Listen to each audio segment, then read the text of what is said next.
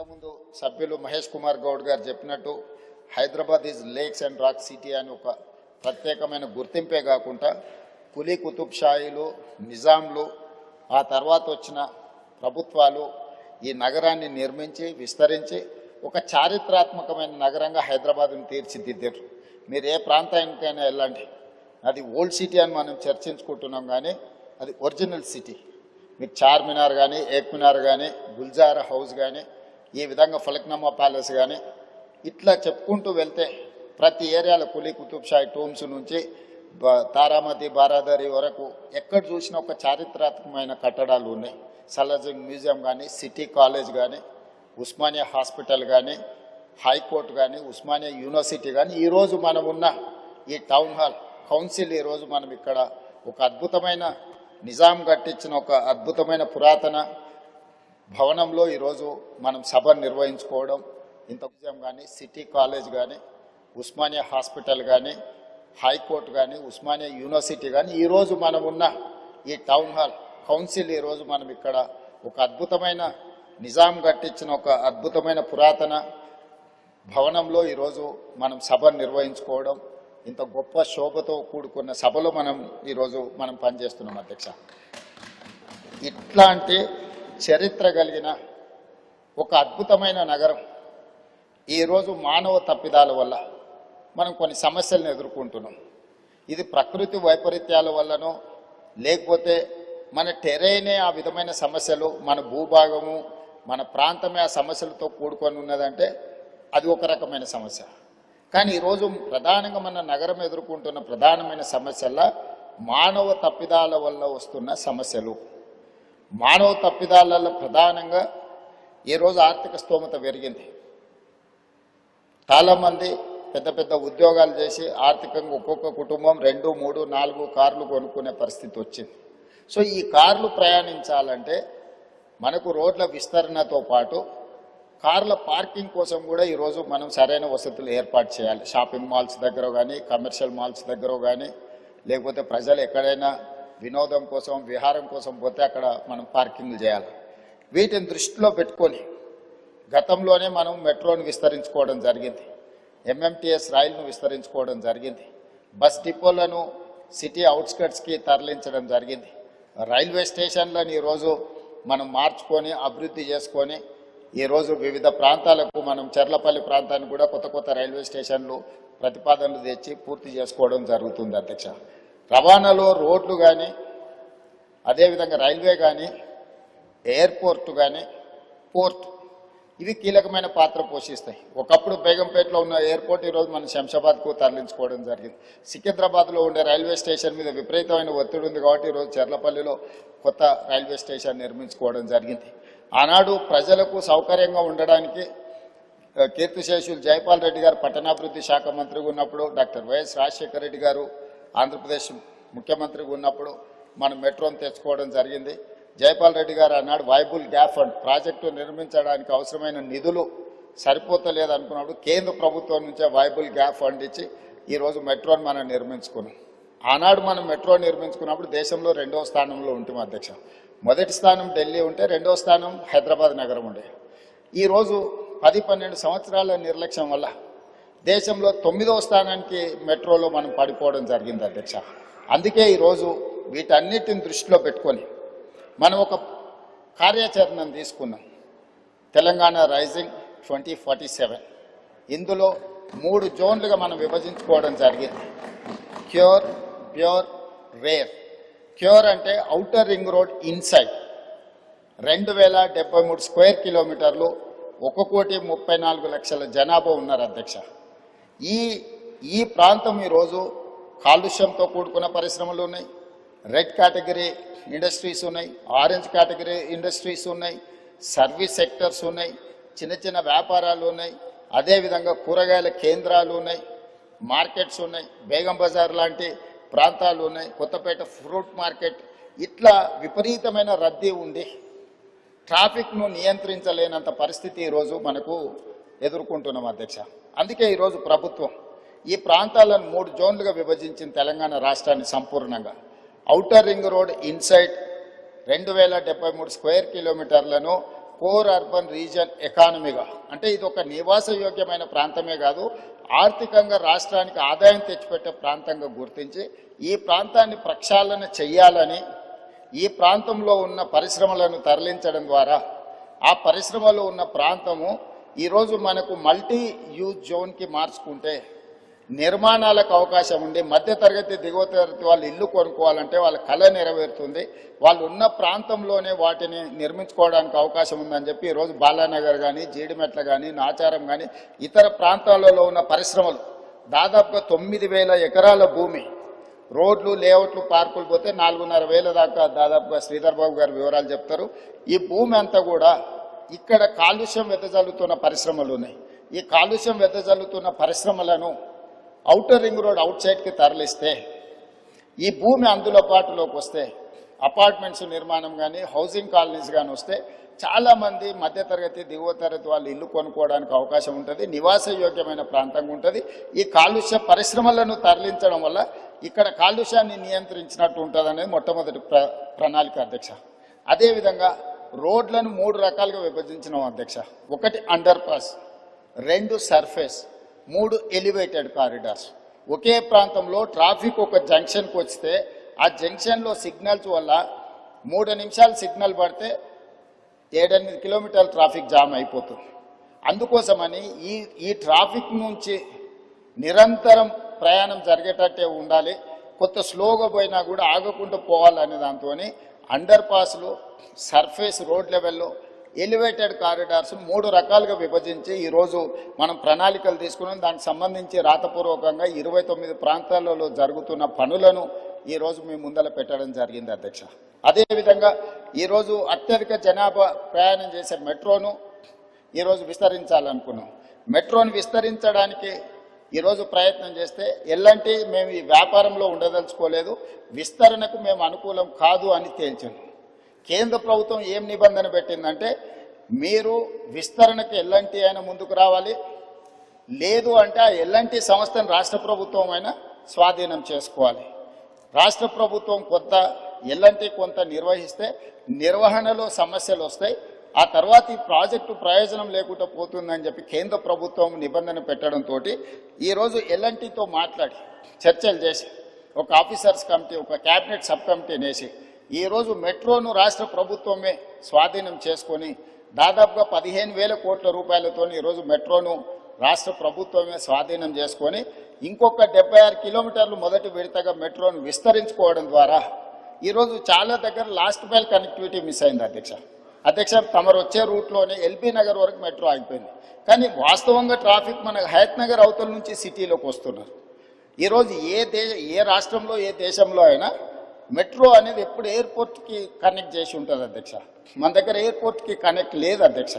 అందుకే ఈరోజు నాగోల్ నుంచి ఎల్బీ నగర్ నుంచి ఓఎస్సీ హాస్పిటల్ నుంచి చంద్రాయన్గుట్ట నుంచి రాజేంద్ర నగర్ నుంచి శంషాబాద్ నుంచి మనం ఎయిర్పోర్ట్ కనెక్ట్ చేస్తున్నాం అధ్యక్ష. అదేవిధంగా ఈరోజు గౌలిగూడ దగ్గరకు వచ్చి ఆగిపోయింది అధ్యక్ష.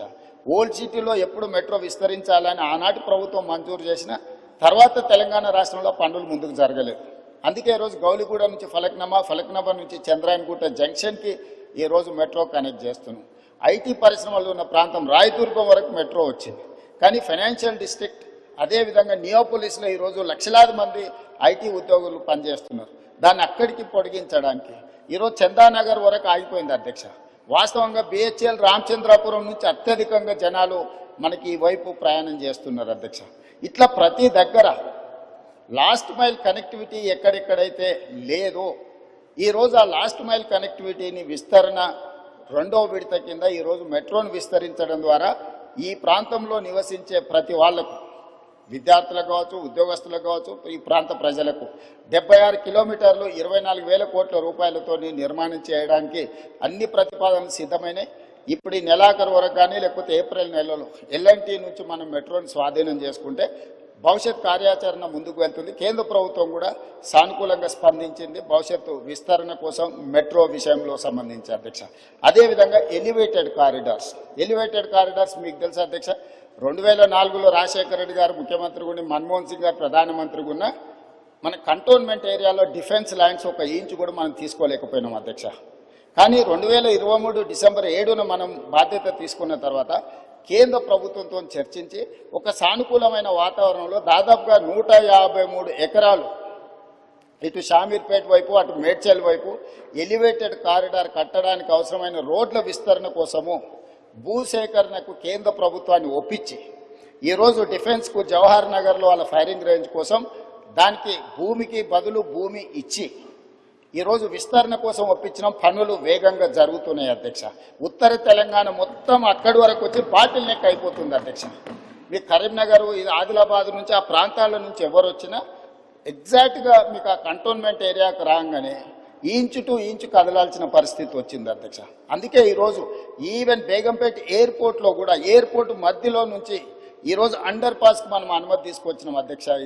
ఎయిర్పోర్ట్ అథారిటీ ఆఫ్ ఇండియా నుంచి దేశంలో ఎక్కడ కూడా పైన విమానాలు ఎగురుతుంటే ఎయిర్పోర్ట్ రన్వే కింద నుంచి రోడ్ ఎక్కడ లేదు అధ్యక్ష. మొదటిసారి మనం కేంద్ర ప్రభుత్వాన్ని ఒప్పించి ఈ ప్రాంత ప్రయాణికులకు ముఖ్యంగా ఉత్తర తెలంగాణ పోయే ప్రయాణికులకు ఇబ్బంది జరగొద్దని పైనుంచి విమానాలు ఎగురుతుంటే కింద అండర్ టన్నెల్ మనం రోడ్డు అనుమతి తీసుకొచ్చినాం. ఈరోజు పనులు జరుగుతున్నాయి అధ్యక్ష. కాబట్టి ఈరోజు ప్రతి దగ్గర నల్గొండ జంక్షన్ హైదరాబాద్లో ఉంది అధ్యక్ష. ఎందుకు నల్గొండ చౌరస్తా అన్నారు అధ్యక్ష? కంప్లీట్గా నల్గొండ ప్రాంతానికి అక్కడి నుంచి వెళ్తాం. ఎక్కడి నుంచి నగరంలో నుంచి ప్రయాణం చేయాలన్నా నల్గొండ ప్రాంతానికి వెళ్ళాలి అని అంటే ఆ చౌరస్తాకి రావాల్సిందే. ఆ చౌరస్తాకి రాకుండా ఒకప్పుడు నల్గొండ పోవడానికి లేదు. ఈరోజు ఔటర్ రింగ్ రోడ్ వచ్చినాక నల్గొండ చౌరస్తా ప్రాధాన్యత ఏమైనా తగ్గినా హైదరాబాద్లో నల్గొండ చౌరస్తా ఉంది అని అంటే నల్గొండ ప్రాంతానికి అది ఒక బాటిల్ నెక్. ఇవాళ ఎలివేటెడ్ కారిడార్ మనం పూర్తి చేసుకోబోతున్నాం. జూన్ జూలై వరకు దాన్ని కంప్లీట్ చేస్తే అటు సంతోష్ నగర్ వైపు కానీ ఇటు దిల్సుఖ్ నగర్ వైపు కానీ అటు మనకు నల్గొండ పోవడానికి అవసరమైన విజయవాడ ప్రాంతానికి పోవడానికి అవసరమైన ఎలివేటెడ్ కారిడార్స్ కూడా ఈరోజు మనం కంప్లీట్ చేసుకుంటున్నాం అధ్యక్ష. అదేవిధంగా మనకు బంజారా హిల్స్ కానీ జూబ్లీ హిల్స్ కానీ మాదాపూర్ కానీ లేకపోతే పంచగుట్ట చౌరస్తా కానీ ఈ ప్రాంతాలన్నీ కూడా ట్రాఫిక్ మోరార్లెస్ ఎయిర్పోర్ట్ పోవాలంటే మనకు హైటెక్ సిటీ వైపు నుంచి దుర్గం చెరువు వైపు నుంచి పోయే పరిస్థితి.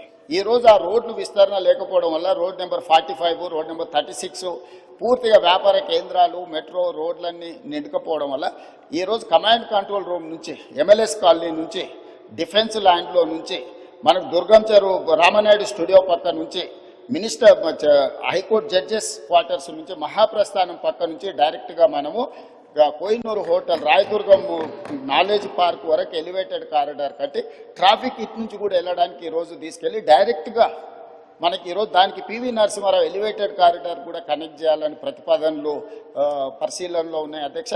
ఈరోజు వీటన్నిటిని కంప్లీట్ చేస్తే మా ప్రయత్నం వల్ల ఒకటే, ఈ నగరంలో ప్రయాణికుడు మొదలైతే సిగ్నల్స్ దగ్గర ఆగే వ్యవస్థను తగ్గించాలి. ఫ్రీ లెఫ్ట్ మనం ఎంత వేగంగా వచ్చినా జంక్షన్కి రాగానే లెఫ్ట్కి పోవాల్సిన వాళ్ళు అక్కడ ఆగాల్సి వస్తుంది. దానికి ప్రధానమైన కారణం ఫ్రీ లెఫ్ట్ దగ్గర మనం బాటిల్ నెక్స్ని మనం క్లియర్ చేయకపోవడం, కరెంట్ పోల్స్ పాతడం, లేకపోతే ఆటో వాళ్ళు అక్కడ అడ్డంగా నిలబెట్టడం. ఈరోజు ట్రాఫిక్ పోలీసులకు కానీ ఆపరేషన్ రోప్ అని పెట్టినాం. ఫుట్పాత్లు ఆక్రమించుకున్న అన్ని తొలగిస్తున్నాం. ప్రజాప్రతినిధులు అందరూ కూడా సహకరించాలి. ఇది ప్రజల కోసం. చాలామంది ఫుట్పాత్ల మీద ఆక్రమించుకోవడం వల్ల ప్రయాణికులు కింద నడవడంతో యాక్సిడెంట్లలో చచ్చిపోతున్నారు. అది ప్రయాణికుడు తప్పు కాదు. ఫుట్పాత్లు ఆక్రమించుకోవడం వల్ల ఫుట్పాత్ల మీద నడవడానికి ఎవరికి అవకాశం లేకపోవడం వల్ల వాళ్ళు రోడ్డు మీద నడుస్తున్నారు. రోడ్డు మీద నడిస్తే వేగంగా వస్తున్న వాహనాలు గుద్దడంతో ఈరోజు ప్రాణాలు పోతున్నాయి. అందుకే కొంత కఠినం అనిపించినా, కొంతమందికి చిరు వ్యాపారులకు కొంత కష్టం అనిపించినా ఈరోజు ఫుట్పాత్ ఆక్రమణలు తొలగించడం ద్వారా ప్రాణాలను కాపాడాలనుకుంటున్నాం. ప్రయాణాన్ని సులువు చేయాలనుకుంటున్నాం. ప్రయాణికులకు ఇబ్బంది కలగొద్దు అని ప్రయత్నం చేస్తున్నాం. ఒక పక్కన ట్రాఫిక్ సమస్యను ప్రజాప్రతినిధులు ప్రస్తావిస్తారు, రెండవ పక్కన ఈ ఎంక్రోచ్మెంట్లను తొలగించినప్పుడు మళ్ళీ మీరు తొలగించడానికి వీల్లేదని రెండు రకాల వాదనలు మనం వినిపిస్తున్నాం. ఇది సమస్యకు పరిష్కారం కాదు అధ్యక్ష. ఇప్పుడు ఫుట్పాత్ల మీద చిరు వ్యాపారులు ఉంటే వాళ్ళకు ఒక ప్లేస్ కేటాయిద్దాం. ఎక్కడైతే వాళ్ళు వ్యాపారాలు పెట్టుకోవడానికి అవకాశం ఉందో చిన్న చిన్న వ్యాపారాలు పెట్టుకోవడానికి ఎక్కడైనా ప్రభుత్వ భూములు ఉంటే వీళ్ళని తీసుకెళ్ళి అక్కడ పెడదాం. ప్రజలకు కూడా కొనుగోలుదారులకు కూడా సౌకర్యంగా ఉంటుంది అధ్యక్ష. అక్కడికి వెళ్ళి కొనుక్కోవడం, వాళ్ళ బండి పార్క్ చేసుకోవడం. అదేవిధంగా ఈరోజు కేబీఆర్ పార్క్ దగ్గర మీరు చూసారు, అదేవిధంగా ఓల్డ్ సిటీలో చూసిండ్రు. మల్టీ లెవెల్ కార్ పార్కింగ్ తీసుకొచ్చినాం అధ్యక్ష. భూమి మీద పెడితే కార్లు సరిపోతలేదని ఈరోజు కేబీఆర్ పార్క్లో వాకింగ్కి వచ్చే వాళ్ళకు మీరు పంజగుట్ట నుంచి టువర్డ్స్ జూబ్లీహిల్స్ పోతుంటే left hand side KBR park దగ్గర మల్టీ లెవెల్లో 20 లెవెల్స్లో కార్లు పార్క్ చేసుకోవడానికి ఆటోమేటెడ్ ఎక్విప్మెంట్తో ఈరోజు పార్కింగ్ చేసినాం. అది అక్కడ చాలా మందికి సులువైపోయింది. ఈ మధ్యనే మనం నాంపల్లి ప్రాంతంలో multi level car parking inaugurate చేసుకున్నాం. సో ఇదన్నీ కూడా రిఫార్మ్స్లో భాగంగా, ఒకటి వాహనాలు ప్రయాణించడానికి అవసరమైన ఏర్పాట్లు చేయడం, రెండు నిలుపుకోవాలనుకున్న వాహనదారులకు రోడ్డు మీద లేకపోతే ఇతర ప్రాంతాలలో పార్కింగ్ లేకపోవడం వల్ల మల్టీ లెవెల్ కార్ పార్కింగ్ ఏర్పాటు చేయడం, అదేవిధంగా ఒక కారులో ఒక్కొక్కరు ప్రయాణించే కంటే మల్టీ ట్రాన్స్పోర్టేషన్ అంటే మెట్రో కానీ ఇతర బస్సులు కానీ ఇవి కానీ ఫ్రీగా ప్రయాణించడానికి అవసరమైన ప్రయాణాలు కూడా ఈరోజు మనం ఏర్పాటు చేయాలని అనుకుంటున్నాం. దీంట్లో భాగంగా సిటీని కంప్లీట్గా కోర్ అర్బన్ రీజన్ ఎకానమీ ఏదైతుందో ఔటర్ రింగ్ రోడ్ ఇన్సైడ్ 2073 కిలోమీటర్లు ఏదైతుందో దీన్ని సర్వీస్ సెక్టర్గా మారుస్తున్నాం స్పీకర్ సార్. ఎందుకు అని అంటే ఈ ప్రాంతంలో పరిశ్రమలు ఉంటే ఈ పరిశ్రమలు వెదజల్లే కాలుష్యం వల్ల ఇది ఢిల్లీ లాగా మళ్ళొక్క కాలుష్య నగరంగా మారబోతుంది. అందుకే హిల్ట్ పాలసీ తీసుకొచ్చినాం. ఎవరికైతే భూమి ఉందో, ఎవరైతే పరిశ్రమల కోసం 50 ఏళ్ళ 60 ఏళ్ల కింద కొనుగోలు చేసిండ్రో మీ పరిశ్రమలో ఔటర్ రింగ్ రోడ్ అవుట్ సైడ్కి మీరు తరలించుకోండి, ప్రభుత్వం భూమి ఇస్తుంది. ఈ భూములను మీరు మల్టీ జోన్ కింద కన్వర్షన్ ఇస్తాం, దానికి ప్రభుత్వం కొంత ఛార్జ్ చేస్తుందని మేము ఒక జీవో తీసుకొచ్చిన హిల్ట్ పాలసీ తెచ్చినాం. దాని మీద కూడా ఆరోపణలు చేసి గందరగోళం చేసి ఈ రకంగా చేయడం వల్ల మనం ఏదైతే ఈ ట్రాఫిక్ను మనం ఒక సరైన దారిలో పెట్టాలనుకుంటున్నాం దానికి అడ్డంకిగా మారుతుంది అధ్యక్ష. ఇవేవి భూములు దారదత్తం కాదు. వాళ్ళు 30, 40, 50 ఏళ్ల కింద పరిశ్రమల కోసం కొనుక్కున్న భూములను వినియోగ మార్పిడి చేస్తున్నాం. ఇండస్ట్రియల్ జోన్లు ఉన్నాయి అధ్యక్ష, ఇప్పుడు వాటిని మల్టీ జోన్ కన్వర్షన్ చేస్తున్నాం. మేము యాజమాన్యపు హక్కులు ఎవరికి అందిస్తలేము. అవి కూడా నోటిఫైడ్ చేసిన పరిశ్రమలను కూడా ఆ జీవోలో నోటిఫై చేసిండ్రు మా మంత్రి గారు. కాబట్టి దీన్ని కూడా ఈ నగరంలో ఉండే ముఖ్యంగా ప్రజాప్రతినిధులు అర్థం చేసుకొని సహకరించాల్సిన అవసరం ఉన్నది. అదేవిధంగా outer ring road out side ఇప్పుడు రీజనల్ రింగ్ రోడ్ రాబోతుంది అధ్యక్ష. కేంద్ర ప్రభుత్వం నార్థన్ పార్క్ ఆల్మోస్ట్ ఆమోదం తెలిపింది. Highway number, national highway number కూడా ఉంది, ఇచ్చింది 161 AA. సో 160 కిలోమీటర్స్కి ఇప్పుడు ఈరోజు నేషనల్ హైవే అథారిటీ కింద ring road regional ring road కట్టడానికి ఇచ్చి ఇప్పుడు సదరన్ పార్ట్ కూడా అడుగుతున్నాం. అది 360 కిలోమీటర్లు రాబోతుంది అధ్యక్ష. ఈ 360 కిలోమీటర్లు ఎప్పుడైతే రీజనల్ రింగ్ రోడ్ వస్తుందో outer ring road 160 kilometres, regional ring road 360 kilometres. ఈ రీజనల్ రింగ్ రోడ్కి ఔటర్ రింగ్ రోడ్ నుంచి రీజనల్ రింగ్ రోడ్కి రేడియల్ రోడ్స్ వేస్తున్నాం అధ్యక్ష. మొట్టమొదటి కొంగర కలాన్ ఎగ్జిట్ నుంచి ఆమన్గల్ వరకు దాదాపుగా 50 కిలోమీటర్లు ఈరోజు 100 మీటర్లతోని మనము ఈరోజు రేడియల్ రోడ్ 1 వేసుకుంటున్నాం అధ్యక్ష. రెండవది హిమాయత్ సాగర్ నుంచి హిమాయత్ సాగర్ జంక్షన్లో మనం హైదరాబాద్ హబ్ కింద క్రియేట్ చేసి ఒకటి లెఫ్ట్కు చందన్వల్లి సీతారాంపూర్ ఇండస్ట్రియల్ పార్క్, అక్కడి నుంచి కొడంగల్ వరకు రేడియల్ రోడ్ ఒకటి వేసుకుంటున్నాం. అక్కడి నుంచి మూసీ మీదకి అంటే హిమాయత్ సాగర్లో మూసీ మీదకి ఎలివేటెడ్ కారిడార్ స్టార్ట్ అయితే రామోజీ ఫిలిం సిటీ దగ్గర ఉన్న గౌరెల్లి వరకు ఈరోజు మనం ఎలివేటెడ్ కారిడార్ వేసుకుంటున్నాం అధ్యక్ష. సిటీ మధ్యలో నుంచి ఈ రవాణా సౌకర్యం ఏర్పాటు చేస్తే ఈరోజు మీకు హిమాయత్ సాగర్ నుంచి గౌరెల్లికి పోవాలంటే రామోజీ ఫిలిం సిటీ వైపు నుంచి వెళ్తే 69 కిలోమీటర్లు అవుతుంది. పటాన్ చెరువు నుంచి పోవాలని అంటే దాదాపుగా మీకు 80 కిలోమీటర్లు అవుతుంది అధ్యక్ష, 90 కిలోమీటర్లు అవుతుంది. సో ఈ మధ్యలో నుంచి వెళ్తే 35 కిలోమీటర్లనే మనము నార్సింగ్ నుంచి మనం డైరెక్ట్గా గండిపేట నుంచి గౌరెల్లి వరకు 40 కిలోమీటర్లు ప్రయాణం చేస్తే ఎలివేటెడ్ కారిడార్లో మనం చేరుకుంటాం అధ్యక్ష. సిటీలో ఉన్న వాళ్ళు కూడా ఎక్కడికి వెళ్ళాలన్నా సుదూరం ప్రయాణం చేయాల్సి వస్తుంది. అందుకే ప్రతి దగ్గర ఇప్పుడు చార్మినార్ గౌలిగూడ బ్రిడ్జ్ దగ్గర ఒక ట్రంపెట్ వస్తుంది, చాదర్గట్టు బ్రిడ్జ్ దగ్గర ఇంకొక ట్రంపెట్ వస్తుంది, నాగోల్ దగ్గర ఇంకొక ట్రంపెట్ వస్తుంది, అంబర్పేట్ జంక్షన్లో మీకు ఒక ట్రంపెట్ వస్తుంది. అంటే సిటీలో ఉన్న వాళ్ళు డైరెక్ట్గా ఎలివేటెడ్ కారిడార్ ఎక్కేసి సిటీ బయటకు వెళ్ళడానికి అవసరమైన ప్రయాణం చేయడానికి ఈరోజు సిటీ మధ్యలో నుంచి ఒక బ్రహ్మాండమైన elevated corridor all along with Musi. మన భూసేకరణ కూడా ఎక్కువ ఉండదు. ఎలివేటెడ్ కారిడార్ మూసీతో పాటు చేసుకుంటే మూసీ సుందరీకరణతో పాటు మూసీ బఫర్ జోన్లో మనము యాక్టివిటీ జోన్ కింద మార్చుకొని ఈ ఎలివేటెడ్ కారిడార్ నిర్మించుకుంటే హైదరాబాద్ ఒక అద్భుతమైన నగరంగా మారుతుంది అధ్యక్ష. ఈరోజు మూసీలో ఫ్రెష్ వాటర్ని ఫ్లో చేయడానికి గోదావరి జలాలను 20 టీఎంసీలు హైదరాబాద్ నగరానికి తరలిస్తున్నాం. 17.5 టీఎంసీలు తాగునీటి కోసం, 2.5 టీఎంసీలు హిమాయత్ సాగర్ ఉస్మాన్ సాగర్లో పోసి మూసి మొత్తం ఆ నీళ్లను ప్రవహిస్తే కింద నల్గొండలో వ్యవసాయానికి ఉపయోగపడే విధంగా ఒక ఫ్రెష్ వాటర్ని ఫ్లో చేస్తాను. మూసిలో ఉన్న కాలుష్యం ఈరోజు నగరంలో ఉండే అన్ని డ్రైనేజ్ వ్యవస్థలన్నీ అక్కడికి వస్తున్నాయి అధ్యక్ష. నగరంలో 783 స్క్వేర్ కిలోమీటర్లు టెరేన్ ఇట్లు ఉండడం వల్ల ఇక్కడ ఉండే డ్రైనేజ్ వ్యవస్థ కానీ వర్షాలు కానీ కాలుష్యం నీరు కానీ పరిశ్రమల నీళ్లు కానీ మూసీలకే వచ్చి చేరుతున్నాయి అధ్యక్ష. ఈరోజు ఈ డ్రైనేజ్ వ్యవస్థను మొత్తం అరెస్ట్ చేసి సివరేజ్ ట్రీట్మెంట్ ప్లాంట్లు పెట్టి ఆ వాటర్ని ట్రీట్ చేసి ఆ వాటర్ను కూడా హైదరాబాద్ నగరంలో కన్స్ట్రక్షన్ పరిశ్రమలకు వాడాలని, ఇండ్లు కట్టుకోవడానికి, నిర్మాణాలకు వాడడానికి, పరిశ్రమల నీళ్లు వాడడానికి, డేటా సెంటర్స్కు నీళ్లు చాలా అవసరం అధ్యక్ష. ఈ గ్రే వాటర్ని డేటా సెంటర్స్కి ఇవ్వడానికి ఈరోజు ఒక బ్రహ్మాండమైన ప్రణాళికతో మనం ముందుకు వస్తున్నాం అధ్యక్ష. ఈ నగరాన్ని మొత్తం ఈరోజు కోర్ అర్బన్ రీజియన్లో పెరి అర్బన్ రీజియన్, ఈ పెరి అర్బన్ రీజియన్లో కూడా పరిశ్రమలు పెట్టడానికి అవసరమైన మ్యానుఫ్యాక్చరింగ్ జోన్ క్రియేట్ చేసినాం. అది 10,000 స్క్వేర్ కిలోమీటర్ల అధ్యక్ష. Outer ring road out side, regional ring road inside 10,000 square కిలోమీటర్ల ప్రాంతంలో పరిశ్రమలు పెట్టడానికి అవసరమైన ప్రణాళికలన్నీ సిద్ధం చేసి రేడియల్ రోడ్ చేసి భారత్ ఫ్యూచర్ సిటీ అని ఒక 30,000 ఎకరాలలో ఒక కొత్త నగరాన్ని నిర్మించాలని ఈరోజు ఒక బ్రహ్మాండమైన ప్రణాళికతోనే ఒక కార్యాచరణతో మనం ముందుకు వస్తున్నాం అధ్యక్ష. సో ఈ ప్రణాళికలన్నీ కూడా ఈరోజు మన సభ్యులు ఏదైతే ప్రశ్నలు అడిగినరో ట్రాఫిక్ రిలేటెడ్ ఎలివేటెడ్ కారిడార్స్ ఏమైనా అంటుండ్రో ఈ నగరానికే పరిమితం చేయకుండా 2,000 స్క్వేర్ కిలోమీటర్ల పైన ఉన్న కోర్ అర్బన్ రీజను దానిపైన 10,000 స్క్వేర్ కిలోమీటర్లకు విస్తరించి రీజనల్ రింగ్ రోడ్డు లోపల ఒక బ్రహ్మాండమైన అద్భుతమైన నగరము, నగరంతో పాటు నిర్మాణానికి అవసరమైన పరిశ్రమలు పెట్టడానికి అవసరమైన కార్యాచరణని ట్రంక్ ఇన్ఫ్రాస్ట్రక్చర్ని ఈరోజు డెవలప్ చేయాలనుకున్నాం. Regional ring road outside నుంచి దాదాపు 1,00,000 స్క్వేర్ కిలోమీటర్లు ఉంటుంది అధ్యక్ష తెలంగాణ. ఆ తెలంగాణ మొత్తం వ్యవసాయ ఆధారిత పరిశ్రమలు వ్యవసాయాన్ని చేయాలని ఒక కాంప్రహెన్సివ్ క్యూర్, ప్యూర్, రేర్. క్యూర్లో వచ్చేసి సర్వీస్ సెక్టర్, ప్యూర్లో వచ్చేసి మ్యానుఫ్యాక్చరింగ్ సెక్టర్, రేర్లో వచ్చేసి అగ్రికల్చర్ సెక్టర్. అంటే ఒక కాంప్రహెన్సివ్ ప్రణాళిక. ఈ కార్యాచరణ మొత్తం అమలు చేయడానికి ఇప్పుడు మన పాలసీని అడాప్ట్ చేసుకున్నాం అధ్యక్ష. ఈ పాలసీతో పాటు tourism policy, sports policy, industrial policy, energy policy, వీటన్నిటిని కూడా ఒక పాలసీస్ తీసుకొచ్చినాం అధ్యక్ష. పాలసీ లేకుండా పనిచేస్తే గతంలో జరిగినట్టు నచ్చితే నజరానా, నచ్చకపోతే జుర్మానా అనే విధానాన్ని ఈరోజు నియంత్రించాలని ప్రభుత్వము పారదర్శకంగా ఎవరైనా ఉండని ఈ పారామీటర్స్కు లోబడి అప్లికేషన్ పెట్టుకుంటే ఆన్లైన్ క్లియర్ చేసినట్టు ఈరోజు ఒక పారదర్శకమైన పరిపాలన. ఇప్పుడు గుడ్ గవర్నెన్స్ కాదు అధ్యక్ష, స్మార్ట్ గవర్నెన్స్కు మనం ఎదగాల్సిన అవసరం ఉంది.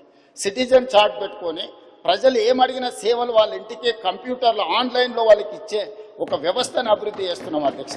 ఈరోజు వెహికల్స్ రిజిస్ట్రేషన్ డైరెక్ట్ షోరూంలోనే మీరు రిజిస్ట్రేషన్ చేసుకోవచ్చు, ఆన్లైన్లోనే మీ డ్రైవింగ్ లైసెన్స్ రెన్యువల్ చేసుకోవచ్చు. ఏ దానికి కూడా మీరు ఆర్టీఏ ఆఫీస్కు రావాల్సినట్టు దళారుల మీద ఆధారపడాల్సిన అవసరం లేకుండా దళారీ వ్యవస్థను పూర్తిగా నియంత్రించి అవినీతిని కూడా తగ్గించి ఈరోజు ఈ అన్ని రిఫార్మ్స్ కూడా సిటీలో మనం తీసుకొస్తున్నాం అధ్యక్ష. దయచేసి సభ్యులు అభివృద్ధి విషయం వచ్చినప్పుడు రాజకీయాలకు అతీతంగా మనం ఏకమవ్వాలి. లేకపోతే ఈ ప్రాంతానికి తీరని నష్టం చేసిన వాళ్ళం అవుతాం అధ్యక్ష. రాజకీయాలు వచ్చినప్పుడు, ఎన్నికలు వచ్చినప్పుడు ఎన్నికలలో గెలవడానికి ఏం కావాలా, ఏం చేయాలా, ఎవరిని ఎవరు ఓడగొట్టుకోవాలా, ప్రజలు ఎవరిని గెలిపించాలి వాళ్ళు నిర్ణయం చేస్తారు అధ్యక్ష. కానీ ఈరోజు ఎన్నికలు లేవు, ఈరోజు మనం అభివృద్ధి. అందుకే ఈరోజు 3 మున్సిపాలిటీలను చేసుకున్నాం, హైదరాబాద్, సైబరాబాద్ అండ్ మల్కాజ్గిరి. చాలామంది ఎందుకు చేసినారు అధ్యక్ష, మల్కాజ్గిరి ప్రాంతం వెళ్ళండి, నేను ఎంపీగా పనిచేసిన. గ్రామ పంచాయతీలు ఉన్నాయి, మున్సిపాలిటీలు ఉన్నాయి, మున్సిపల్ కార్పొరేషన్ ఉంది, జిహెచ్ఎంసీ ఉంది, 4 రకాల పరిశ్రమలు. శంబీపూర్ రాజు గారు ఒకవేళ సభ్యుడు ఉంటే వారి ప్రాంతము వారికి తెలుసు, వాళ్ళ ఊరు గ్రామ పంచాయతీ ఉంది, ఆ పక్కనే మున్సిపాలిటీ ఉంది కొంపెల్లి, ఆ పక్కనే మున్సిపల్ కార్పొరేషన్ ఉన్న జవహర్ నగర్, ఆ పక్కనే జిహెచ్ఎంసీ వార్డులు ఉన్నాయి. 4 రకాల పరిపాలన స్థానిక సంస్థలలో జరగడం వల్ల గ్రామ పంచాయతీ పార్టీకి గ్రామ పంచాయతీ పనిచేస్తుంది, మున్సిపల్ పార్టీకి మున్సిపల్ పనిచేస్తుంది, మున్సిపల్ కార్పొరేషన్ వేరేలాగా పనిచేస్తుంది, జిహెచ్ఎంసీ ఇంకొకలాగా పనిచేస్తుంది. దీంతో అధికారుల మధ్యలో అవగాహనలో లోపం, ఈ అవగాహన లోపం వల్ల ఇచ్చే అనుమతులలో లోపం. ఒక దగ్గర 20 ఫీట్ల రోడ్డు ఉంటుంది, అప్పుడే 100 ఫీట్లు అవుతుంది, అప్పుడే మళ్ళీ 30 ఫీట్లు అవుతుంది. దీనివల్ల చెరువులను కాపాడలేకపోతున్నాం, కుంటల్ని కాపాడలేకపోతున్నాం, నాళాలను కాపాడలేకపోతున్నాం, రోడ్లను విస్తరించలేకపోతున్నాం. అందుకే కోర్ అర్బన్ రీజన్ మొత్తాన్ని ఒకే గొడుగు కిందికి తెచ్చి ఒకే రకమైన విధానాలతో పరిపాలన అందించాలి. జిహెచ్ఎంసీలో అయినా, సైబరాబాద్ మున్సిపల్ కమిషనరేట్లో అయినా, మల్కాజ్గిరి మున్సిపల్ కమిషనరేట్లో అయినా పరిపాలన మొత్తం ఒక గొడుగు కిందికి తెచ్చినాం. పరిపాలన సౌలభ్యం చేసినాం. ఒకసారి మున్సిపల్ కమిషనర్ ఏరియా ఒకలాగుంది, పోలీస్ కమిషనరేట్ ఇంకొకలాగుంది. అందుకే కోటర్మినస్ చేసినాం అధ్యక్ష. ఈరోజు Cyberabad municipal commissioner, police commissioner కూర్చుంటే ఎగ్జాక్ట్గా బౌండరీతో సహా మున్సిపాలిటీలో జోనల్ కమిషనర్స్ను వాళ్ళని డీసీపీ వ్యవస్థలుగా చేసినాం. ఒక డీసీపీ ఒక జోనల్ కమిషనర్ కూర్చున్నాడంటే ఎగ్జాక్ట్గా ఒక ఇంచు కూడా, ఒక ఇల్లు కూడా తేడా లేకుండా ఏ నిర్ణయం తీసుకుని అమలు చేసినట్టు, ట్రాఫిక్ కావచ్చు, నిర్మాణం కావచ్చు, లేకపోతే కాలుష్య నియంత్రణ కావచ్చు. సో ఈ రకంగా చేసుకున్నాం.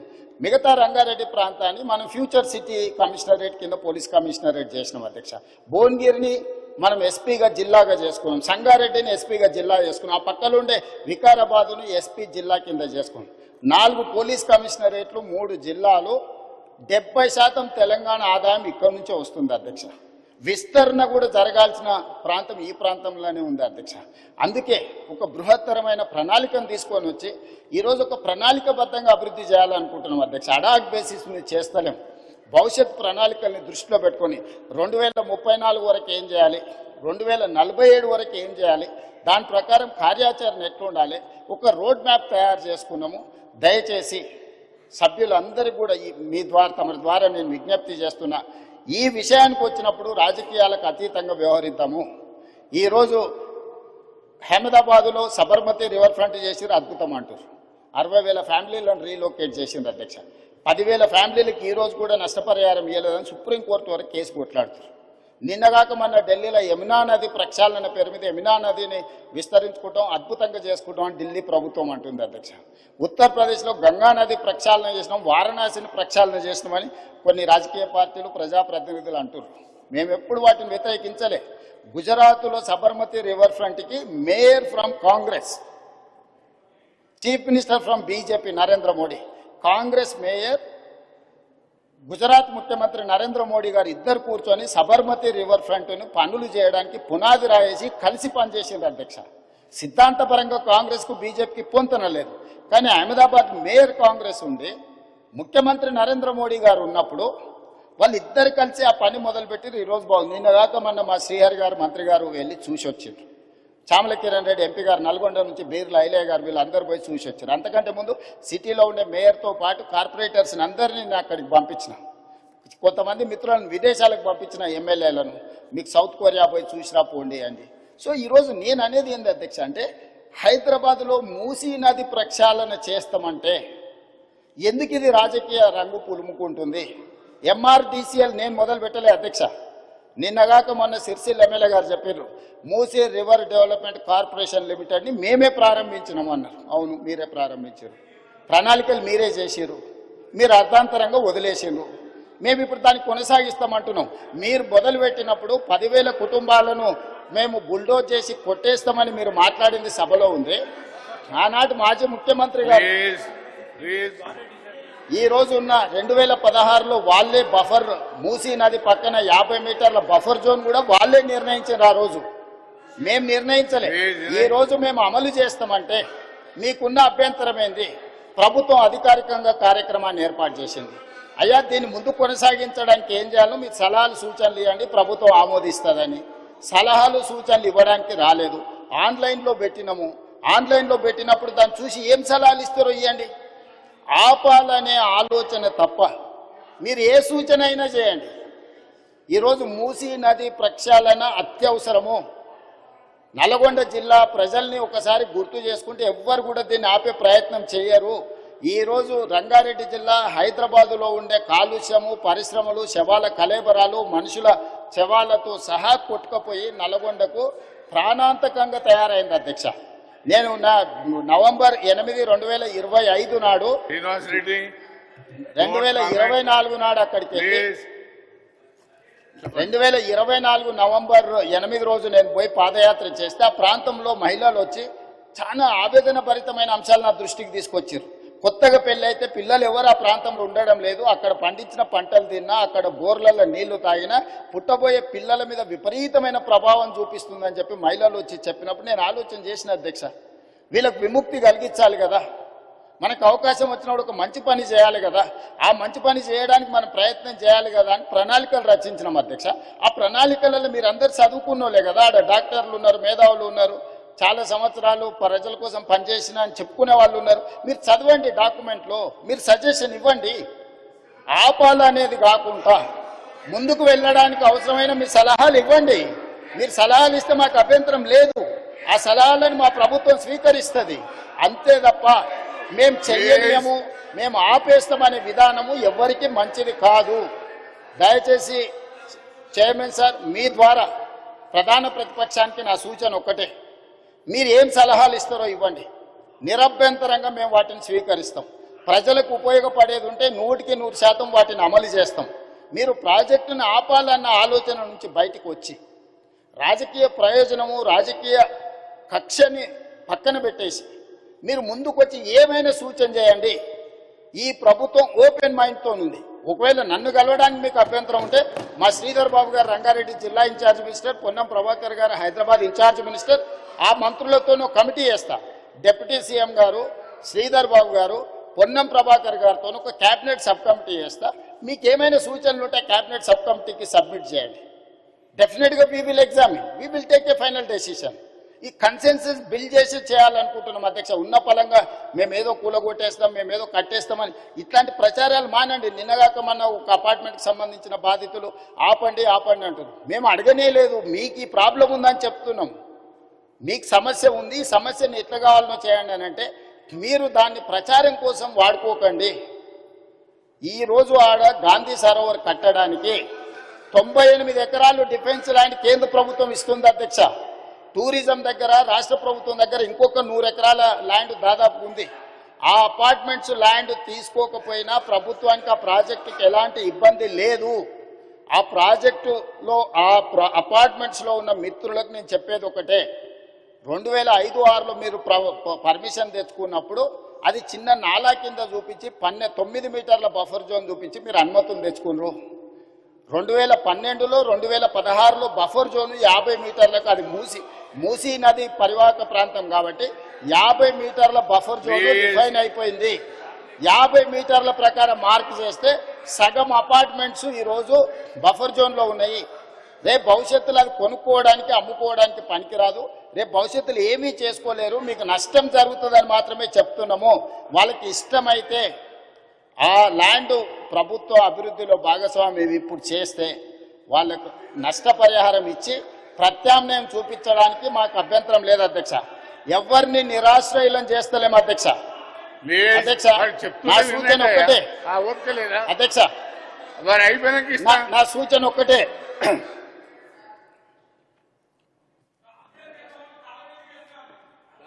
అదే చైర్మన్ సార్, మూసీ పరివాహక ప్రాంతంలో ఉన్న ఎవరైతే నివసిస్తున్నారో తమరి ద్వారా రాష్ట్ర ప్రభుత్వం ఇస్తున్న మాట, ఎవరిని నిరాశ్రయులం చెయ్యము, పునరావాసం కల్పిస్తాము.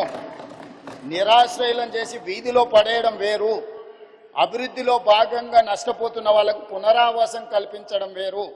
రాష్ట్ర ప్రభుత్వం ప్రతి ఒక్కరికి పునరావాసం కల్పిస్తుంది, మెరుగైన జీవన విధానానికి అవసరమైన ప్రమాణాలను పెంచుతుంది, విద్య వైద్యాన్ని అందిస్తుంది, మహిళా సంఘాలకు వ్యాపారం చేసుకోవడానికి అవసరమైన ఆర్థిక సహాయాన్ని అందిస్తుంది. ఎవరిని కూడా నిరాశ్రయులను చెయ్యము. తమరి ద్వారా ఆ నిర్వాసితులని వీళ్ళు ఏదైతే వాళ్ళని ఉసిగొల్పుతున్నారో వాళ్ళకి నేను మాటిస్తున్నా అధ్యక్ష, ఏ ఒక్కరికి కూడా నష్టం చెయ్యము. మీకు మెరుగైన వసతులను ఏర్పాటు చేసి మిమ్మల్ని తరలిస్తాము. కాబట్టి ప్రాజెక్టు నిర్మించుకుంటూనే దానివల్ల ఎవరికైనా ఇబ్బంది కలిగితే వాళ్ళకి ప్రత్యామ్నాయ ఏర్పాట్లు చేద్దాం అధ్యక్ష. మీరు స్పష్టంగా సభ్యులందరూ కూడా మీరు చెప్పండి అధ్యక్ష. నేను మీ ద్వారా మూసీ పరివాహక ప్రాంతంలో నివసిస్తున్న పేదలకు నేను అష్యూర్ చేస్తున్నా, నేను అసెర్టైన్ చేస్తున్నా, ఎవరు రాజకీయ ప్రయోజనాల కోసం మిమ్మల్ని ఉసిగొల్పాలన్నా మీ భావోద్వేగాలను స్వార్థ ప్రయోజనాలకు వాడుకోవాలనుకుంటే వాళ్ళ ఉచ్చులో పడకండి. నేను అధికారులను మీ దగ్గరికే పంపించినా, మళ్ళీ పంపిస్తా, ప్రజాప్రతినిధులను పంపిస్తా. ఎంఐఎం పార్టీతో నేను చర్చించి ఎమ్మెల్యేలతో మాట్లాడినా, దాదాపుగా 7 మంది ఎమ్మెల్యేలు ఆ పరివాహక ప్రాంతంలోనే ఉన్నారు. ఆ పార్టీ అధ్యక్షునితో మాట్లాడినా, ఆ ఎమ్మెల్యేలతో మాట్లాడినా బఫర్ మార్క్ మూసి పరివాహక ప్రాంతాన్ని నిర్ణయించి బఫర్ జోన్ నిర్ణయించి ఎవరెవరు బాధితులు వాళ్ళందరినీ కూడా ఏ రకంగా వాళ్ళకి సహాయం అందించాలో ఆ సహాయాన్ని అందించే బాధ్యత ఈ రోజు ప్రభుత్వం తీసుకుంటుంది. కాబట్టి దయచేసి అపోహలు సృష్టించకండి, అనవసరమైన రాద్ధాంతం చెయ్యకండి. హైదరాబాద్ నగరాన్ని అభివృద్ధి చేసుకుందాం. సభ్యులు ఒక మంచి ప్రశ్న అడిగినారు, అందుకే సుదీర్ఘంగా తమరి ద్వారా నగర ప్రజలకు రాష్ట్ర ప్రజలకు వివరించే అవకాశం కల్పించినందుకు తమరికి ధన్యవాదాలు తెలియజేస్తున్నా అధ్యక్ష.